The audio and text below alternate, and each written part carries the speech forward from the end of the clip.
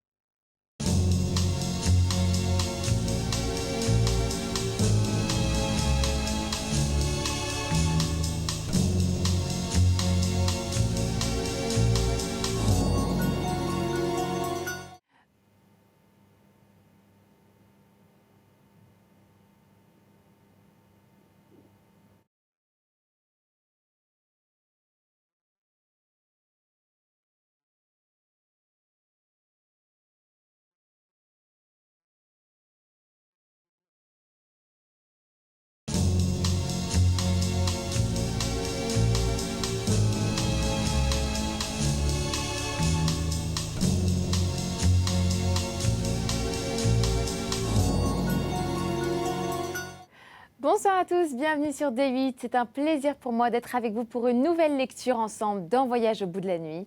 J'espère que vous êtes confortablement installés et prêts à rentrer dans l'un des grands classiques d'Alexandre Dumas, La Reine Margot. Alors, donc, l'auteur Alexandre Dumas que vous connaissez, il est surnommé le père des trois mousquetaires car il en est aussi l'auteur. Ce texte, il l'a publié initialement dans le quotidien La Presse en roman feuilleton entre le 25 décembre 1844 et le 5 avril 1845. Et puis, 2 ans plus tard, en 1847, il en tire un drame du même nom. Alors, l'action se déroule entre le mariage de Marguerite de Valois avec Henri de Navarre, futur Henri IV. Nous sommes en 1572 et la mort de Charles X de France en 1574. Nous avons donc une histoire sur 2 ans. Alexandre Dumas y met en scène les intrigues de cour, comme par exemple l'assassinat de l'amiral de Coligny, le massacre de la Saint-Barthélemy, l'idylle inventée entre la reine de Navarre et le comte de la Mole, ainsi que la pratique de la torture judiciaire à l'époque. Nous sommes donc dans notre début de lecture, puisque j'entame le roman pour vous ce soir en 1572. Et le vieux Louvre, avec ses fêtes brillantes, ses passages secrets et son peuple de soldats et de jolies femmes et des cris, c'est le théâtre où se déploient 1000 péripéties. Je commence donc La Reine Margot. N'hésitez pas à réagir avec moi avec le hashtag VBN et je vous souhaite une très belle soirée.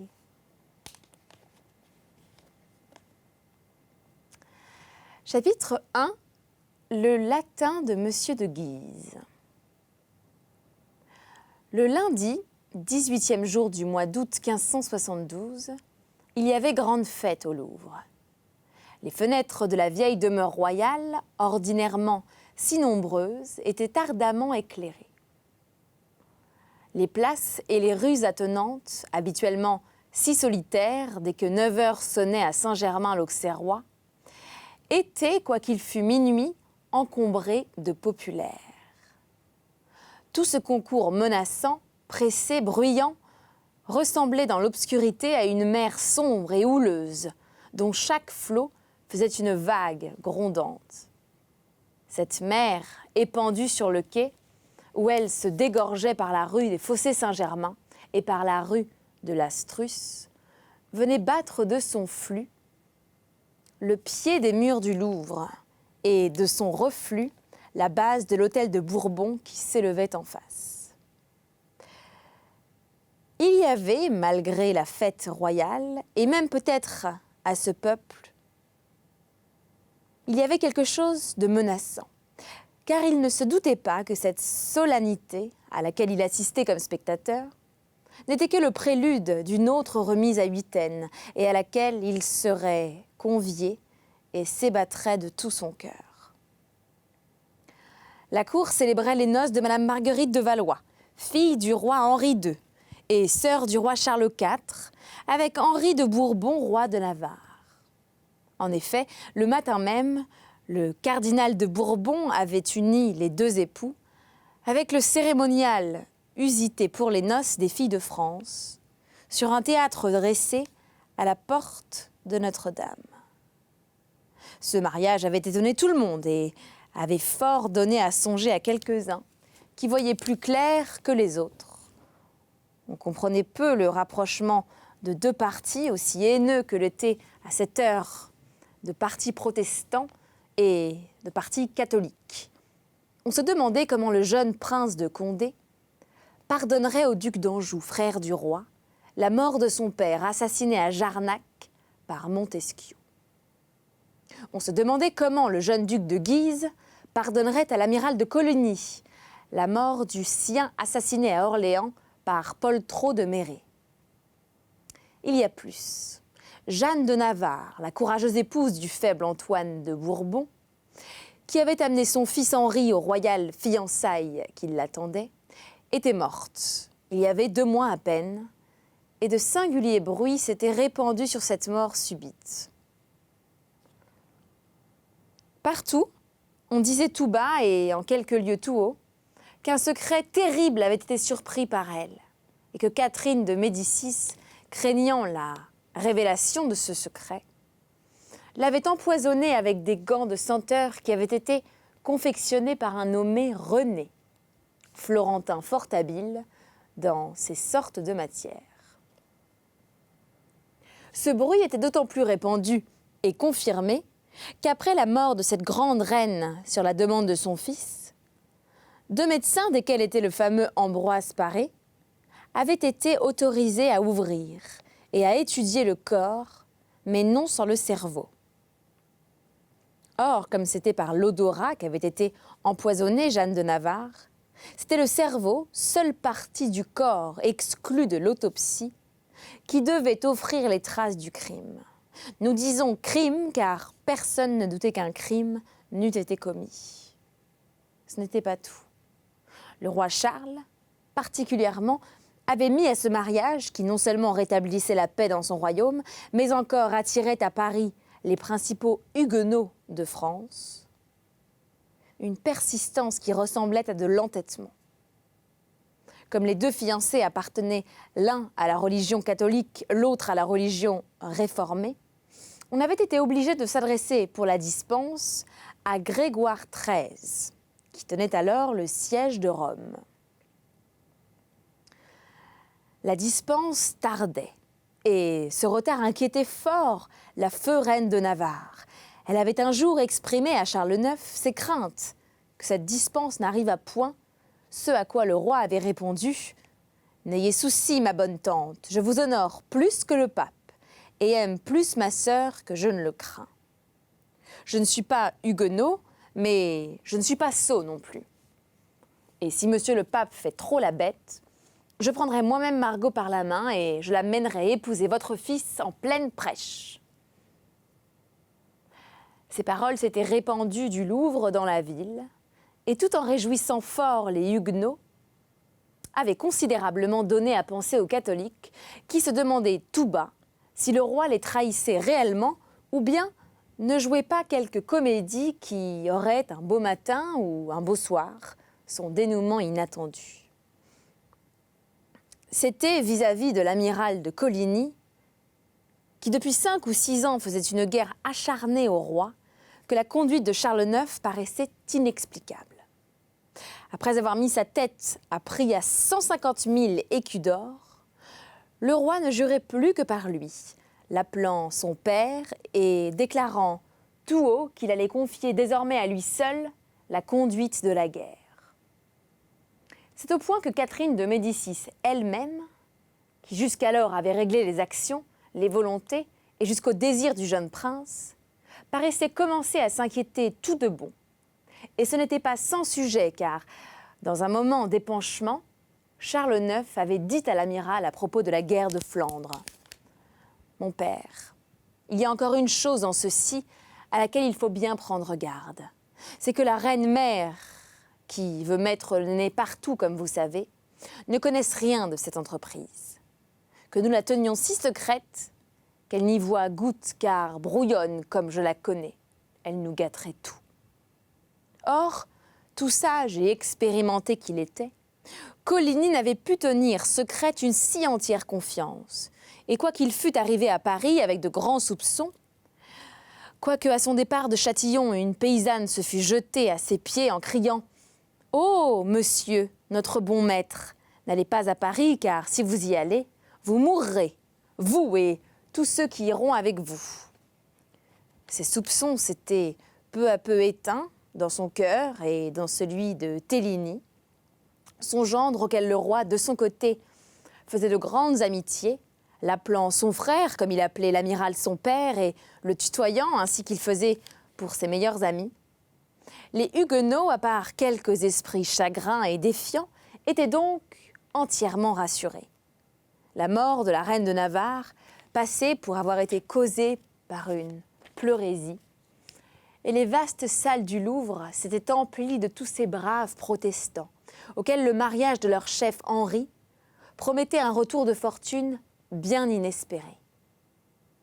L'amiral de Coligny, la Rochefoucauld, le prince de Condé, fils Téligny, enfin tous les principaux du parti, triomphaient de voir tout-puissant au Louvre et si bienvenus à Paris, ceux-là même que 3 mois auparavant, le roi Charles et la reine Catherine voulaient faire prendre à des potences plus hautes que celles des assassins.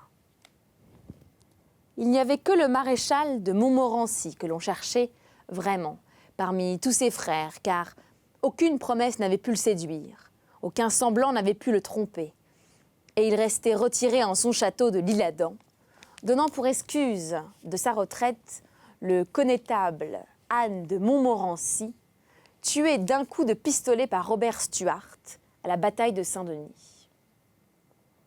Mais comme cet événement était arrivé depuis plus de 3 ans, et que la sensibilité était une vertu assez peu à la mode à cette époque, on avait cru, de ce deuil prolongé outre mesure, que ce qu'on avait bien voulu en croire, au reste, tout donnait tort au maréchal de Montmorency, le roi, la reine, le duc d'Anjou et le duc d'Alençon faisaient à merveille les honneurs de la royale fête.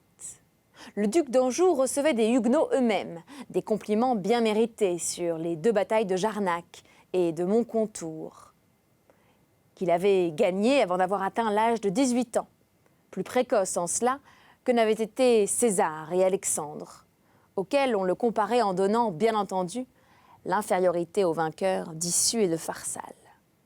Le duc d'Alençon regardait tout cela de son œil caressant et faux.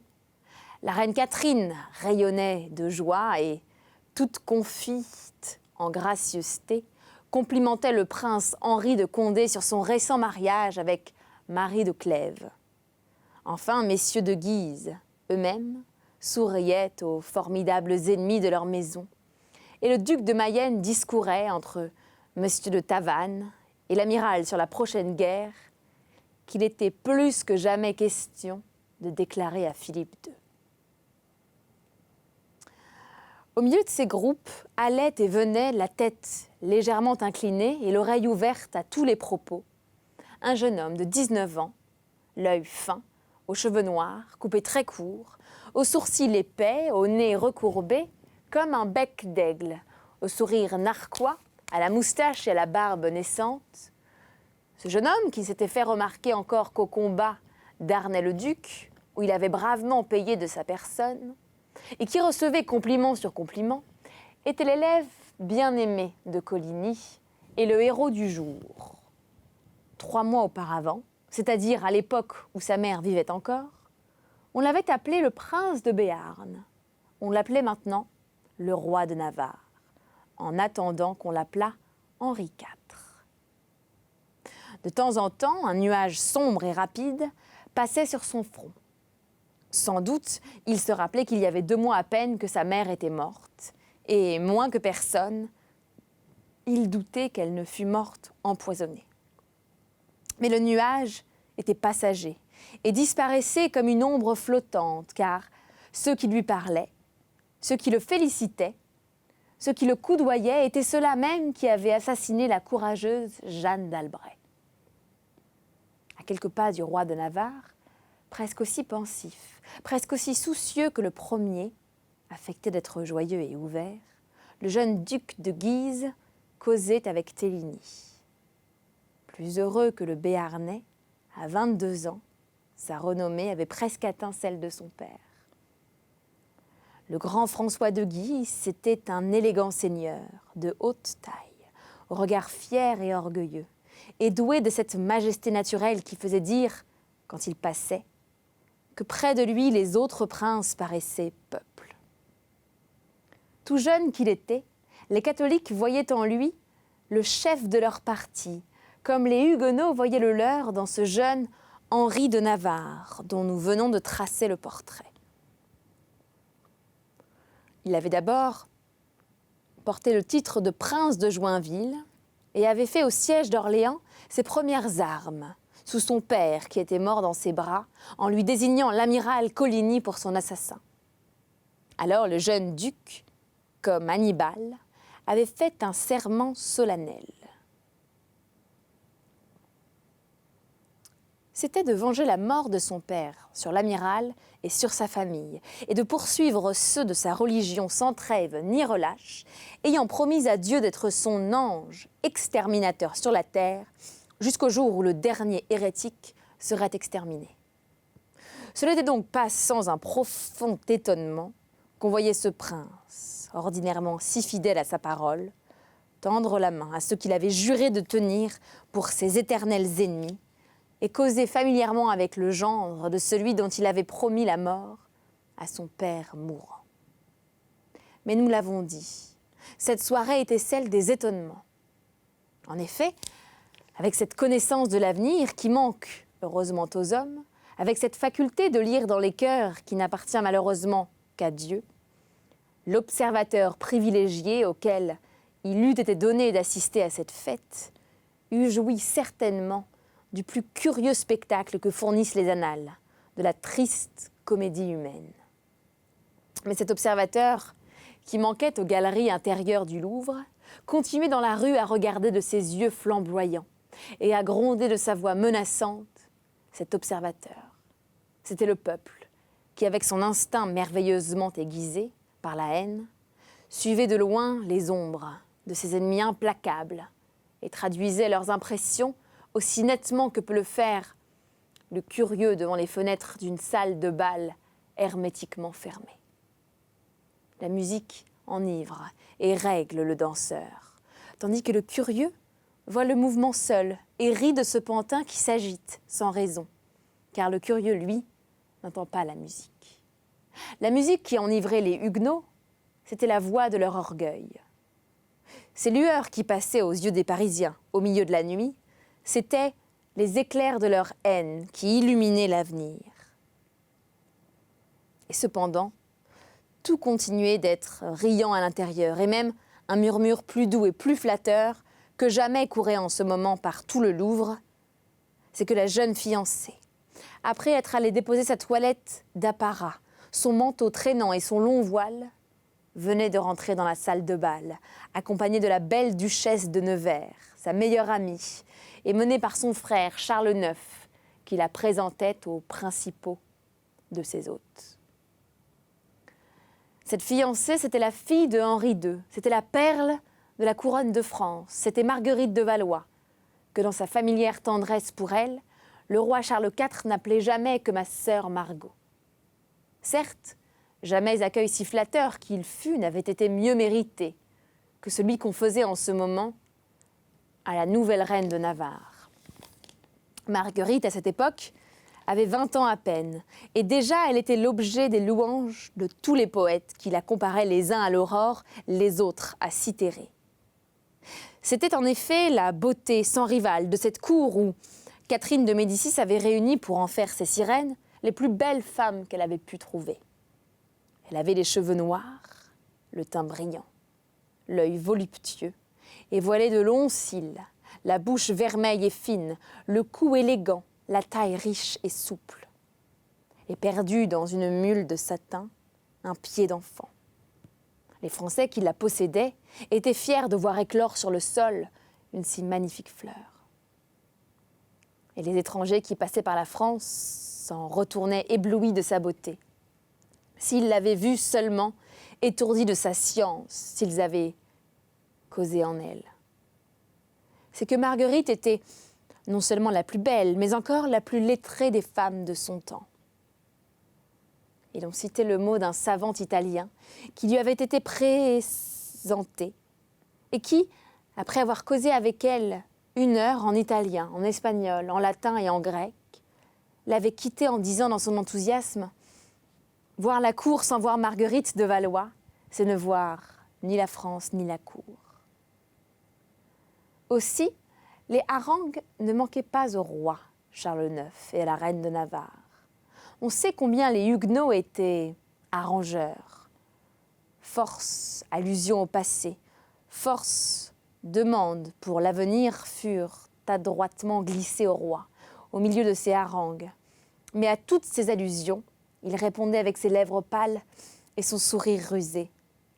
En donnant ma sœur Margot à Henri de Navarre, je donne mon cœur à tous les protestants du royaume, moi, qui rassurais les uns et faisais sourire les autres, car il avait réellement 2 sens, l'un paternel et dont en bonne conscience Charles IX ne voulait pas surcharger sa pensée, l'autre injurieux pour l'épouser, pour son mari et pour celui-là même qu'il le disait, car il rappelait quelques sourds scandales, dont la chronique de la cour avait déjà trouvé moyen de souiller la robe nuptiale de Marguerite de Valois. Cependant, M. de Guise causait, comme nous l'avons dit, avec Téligny, mais il ne donnait pas à l'entretien une attention si soutenue qu'il ne se détourna parfois pour lancer un regard sur le groupe de dames au centre duquel resplendissait la reine de Navarre.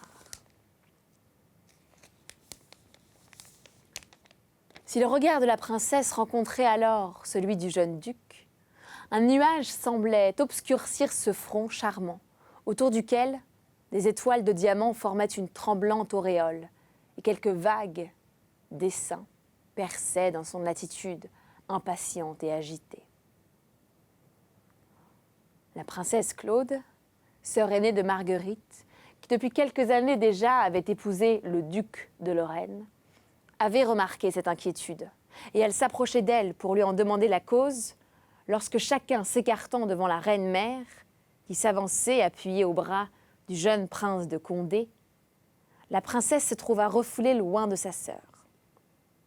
Il y eut alors un mouvement général dont le duc de Guise profita pour se rapprocher de Madame de Nevers, sa belle-sœur, et par conséquent de Marguerite.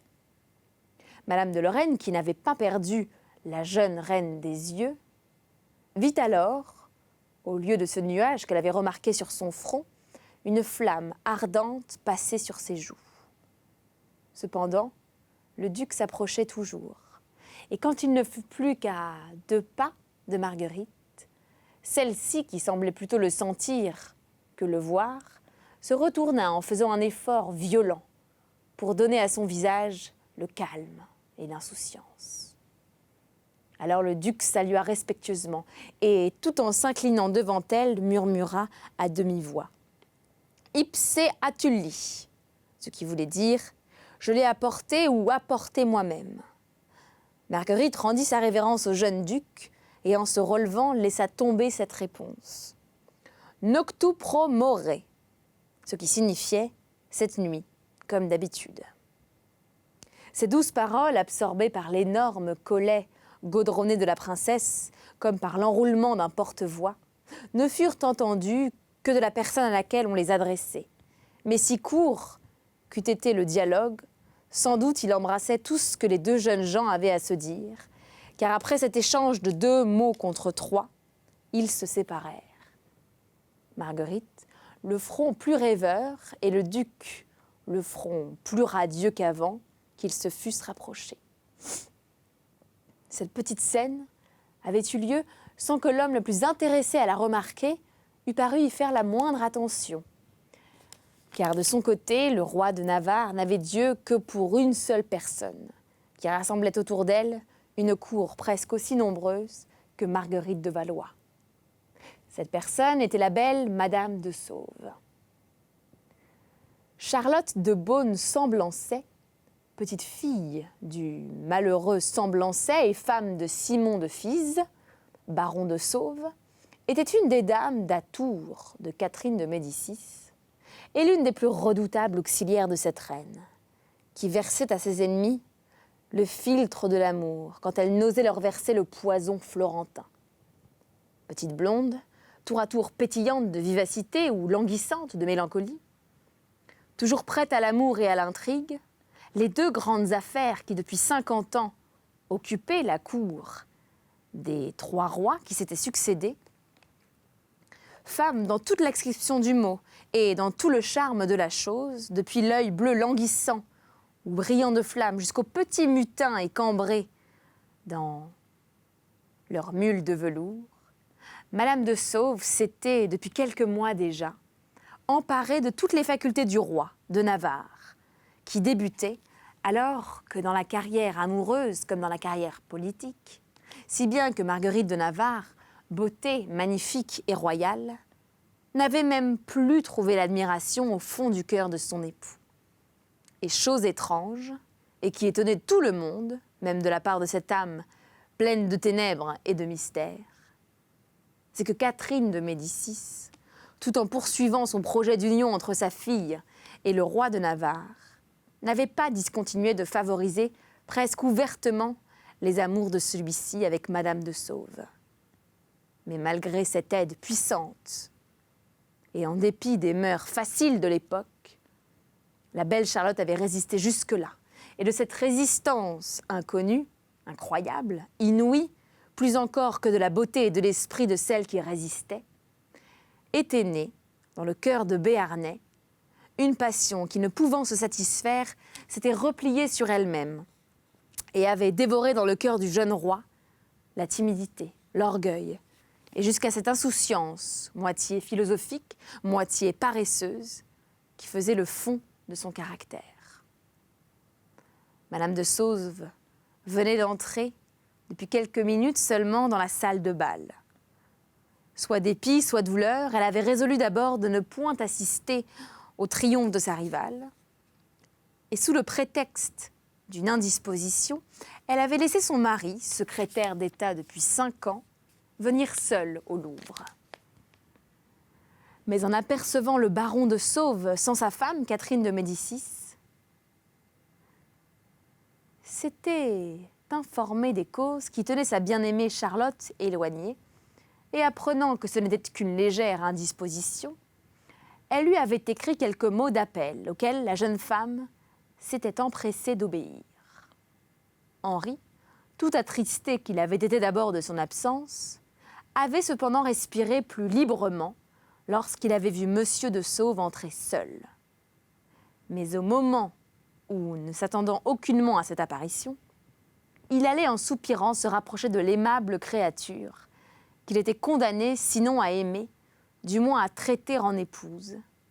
Il avait vu au bout de la galerie surgir Madame de Sauve, alors il était demeuré cloué à sa place, les yeux fixés sur cette Circé qu'il enchaînait à elle comme un lien magique.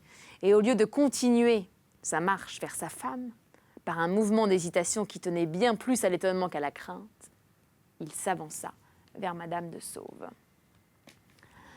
Et c'est ainsi que se termine notre première lecture de La Reine Margot d'Alexandre Dumas. Merci à vous d'avoir été en ma compagnie. Je poursuivrai ce grand classique dès notre prochain voyage ensemble. Alors ne bougez pas, vous restez là jusqu'à ce que je revienne. Ça vous dit ? Ok, c'est fait, deal.